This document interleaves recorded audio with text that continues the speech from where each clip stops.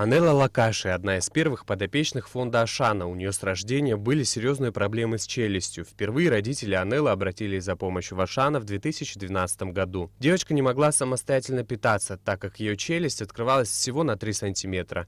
В том же году ей сделали первую операцию по устранению дефекта. С тех пор она перенесла еще 5 хирургических вмешательств. Ей было 6 лет, мы обратились в фонд Ашана, и с тех пор фонд Ашана нам помогает по сей день, вот уже 7 лет.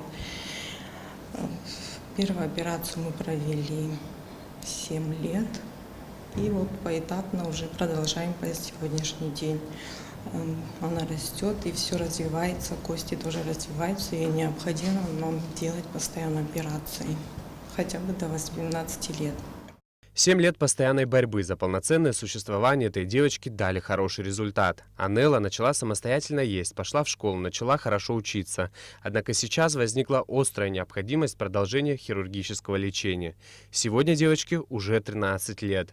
Она уверена в себе, строит планы на будущее. Анелла хочет стать детским врачом и совершенно не стесняется видеокамер и пристального внимания журналистов. У меня много желаний. Хочу помогать другим детям. Вот, мне это нравится. Люблю помогать маме. Вот, интересно готовить, делать всякие разные блюда, узнать что-то новое.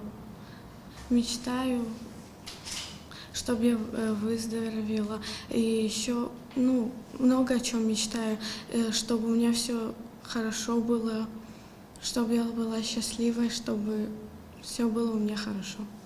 Результат всей этой многолетней борьбы за здоровье стоил всех немалых переживаний и испытаний. После 6 сложнейших операций семья Анеллы думала, что все это позади. Однако вышло так, что девочке вновь требуется дорогостоящая операция на сумму более 1,5 миллиона рублей. Часть лечения оплатит партнер Ашана в России Русфонд. Нам же необходимо собрать 906 тысяч рублей. И самый простой способ – прямо сейчас взять телефон и отправить сообщение со словом «Добро» на короткий номер 5050. Саид Барганджи, Томас Чиковани, Абхазское телевидение.